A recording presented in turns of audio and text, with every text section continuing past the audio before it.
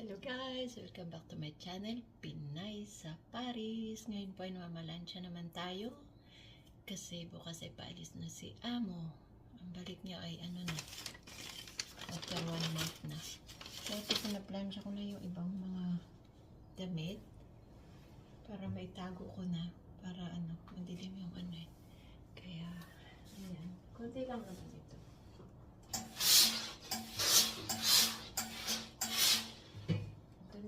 Sa driver t-shirt, pinakisuyo lang naman ito ng aking kakupol.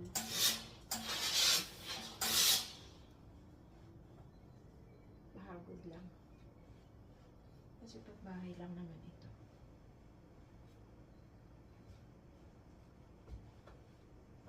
Pahagod system. Ito ay pahagod system lang.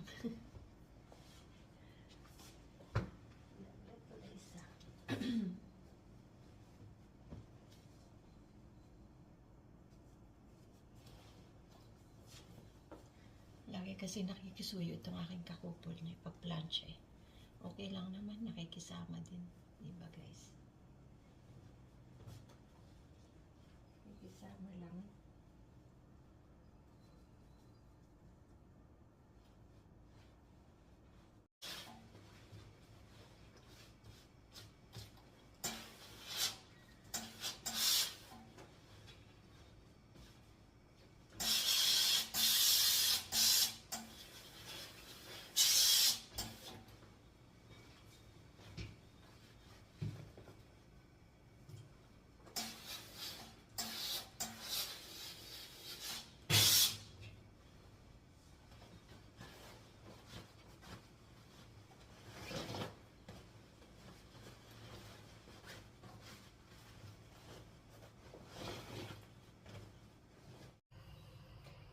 Yan, at cooking time naman tayo.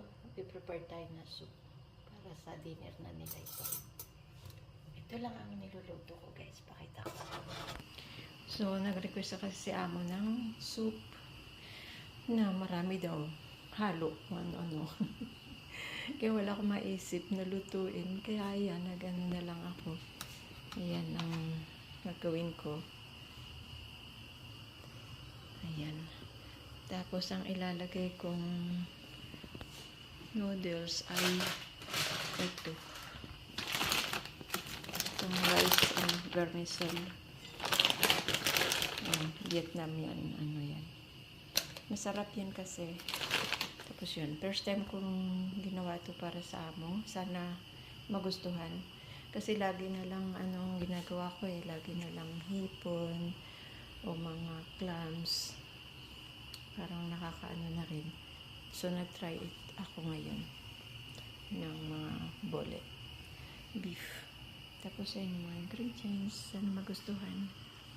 Ayan, nagpapainit ako ng tubig para dito sa noodles. Ayan, at ito na nga. 7:30, kailangan kakain na sila eh.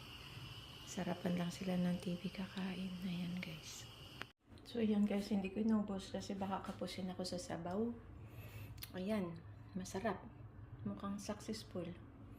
So, ito last minute ko ilalagay para mas masarap ang lasa.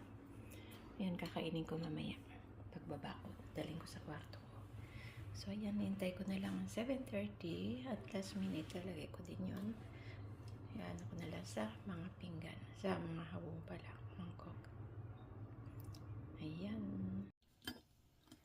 So, ayan na nga guys. At narito na ako sa bahay ko. Sa kwarto ko pala. Sa aking studio. Ito yung natira. Yung pinakain ko sa Amo ko. Konti lang naman kasi silang kumain. Eh, hindi naman pwede bumili ng konti-konti lang talaga. Siyempre, pagka narito sila, nakakalibre na rin ako ng pagkain. Di ba guys? Kaya, ayan. So, yung isa, yung friend na Amo ko maarte. First time niya makakain ng ganitong noodles. Sabi niya, hindi niya raw mahuli sa pinggan niya. Ayan, ganyan. Sabi niya, nalalaglag daw pag susubo niya na. Gusto ko sana bigyan ng chopstick eh. Kasi ang ginamit niya lang ay tinidor at kutsara. Kaya ayan. Parang ano kasi guys, ito yung Vietnamese soup. Kaya yan ang style niya. Kaya, kasi gusto lagi ng amo ko sa gabi. Sawa na sila sa vegetables na soup kasi laging vegetables.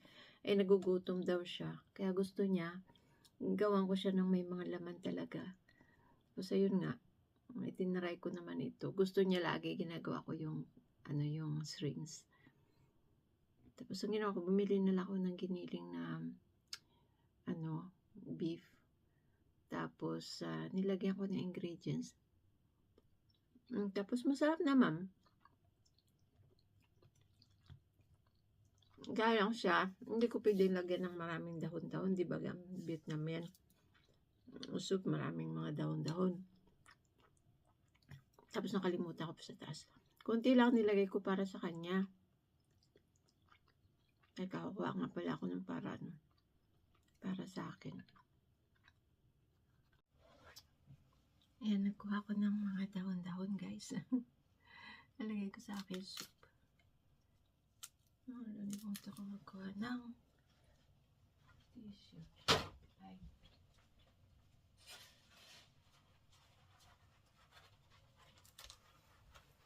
Ayan. Bukas alis ng amo ko. Pagkatapos ang balik niya ay katapusan na ng April. Tama. Kaya 1 month ulit siyang wala. Kaya yan guys, hayahay lang ako sa amo ko kasi minsan-minsan lang siya nadaan dito. Pero kahit wala siya, nagtatrabaho ako kasi ako yung caretaker ng bahay niya. Yan, masarap na to. Kaya lang kulang sa anghang. Tatandaan ng amo ko. Kaya na sila sa pagkain. Konti-konti na lang silang kumain. Kaya malimit ayun. Nakakalibre ako. Malakas kumain yung kakupol ko. Kasi may kakupol ako yung driver ni amo. Secretary at the same time yun. Tapos alalay. Tapos lahat na. Bodyguard. Pinagluluto ko siya. Pinamalansya ko. May kasama lang. Pero sa pagluluto, kasama yun. Pero yung plansya, normally hindi kasama yun. Nakikisama lang tayo.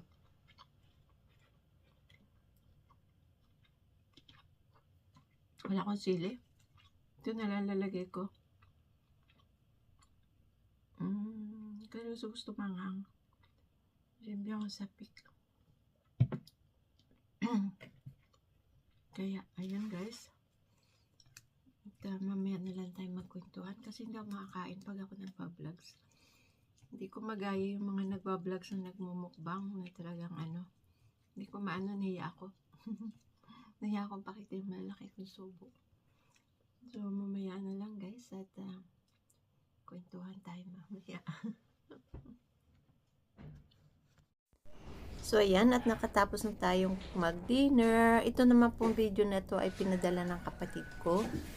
Kasi, nung last, January at February, nandun ako sa Pilipinas. Kaya, na-miss ko na kagad ang bahay ko sa Pilipinas. Kasi, lalo na yung mga bulaklak. Nung nandun ako, ayaw mamulaklak. Tapos, nung umalis ako, yun, ang dami ng bulaklak. Sa bagay, tinry ko yung sinasabi nilang diligin daw ng bitchin. Tinry ko bago ako umalis. Tapos, ayun, biglang dumami yung bulaklak niya. Kaya, tuwan-tuwa nga ako, guys, eh. Kaya sabi ko nga ito sa kapatid ko, pa-video, para ilalagay ko sa akin. Kaya yan, sinishare ko lang sa inyo guys. Nakita ko lang din naman sa YouTube yung yung sabi nila pag yung bougainvillea mo ay ayaw mamulaklak, diligin mo lang daw ng bitchin, yung isang kalating kutsarita yata yun, tapos 1 litrong tubig yung nilagay ko, tapos dinilig ko, pero wag doon talaga sa puno, medyo malayo ng konti. Once a month. Tapos yun. Bali, January ako naroon nag-start kong diligin siya. Tapos umalis ako ng Pilipinas ng February. Katapusan ng February. Tapos ngayon, ang daming bulaklak. Kaya sabi ko sa kapatid ko, diligin mo uli sa katapusan nitong Marso. Para once a month ka ako, diligin nyo lagi. Tapos ito naman bulaklak na to, ito ay nasa sa likod ng bahay ko. Yung puno niyan ay nasa bahay ng kapatid ko. Ang ganda kasi pag mamulaklak. Sabi ko wag puputulin, bali yung mga sanga niya ay doon sa bahay ko. Tuwa ako kasi tapat yan ng bintana ng ano ko, ng master bedroom. Kaya, ayan, nakakamiss ang Pilipinas, guys. Sayang. Sana bigyan uli ako ng amo ko ng ganong katagal na bakasyon. Kasi ngayon ayaw na akong bigyan ng ganong katagal. Gusto, yung bakasyon kong 5 weeks ay gusto nang hatiin ko na yun. Huwag daw bibiglain kasi nga nahihirapan daw sila pag wala ako. Tapos ayaw kasi nilang kumuha ng magre-replace sa akin. Kaya, ayun, ginagawa nila, pag alam nila hindi sila pupunta ng Paris, ayun, kanila pinagbabakasyon. So yan na guys, at mahaba na. Thank you for watching at please subscribe. Thank you po sa inyong support. Bye.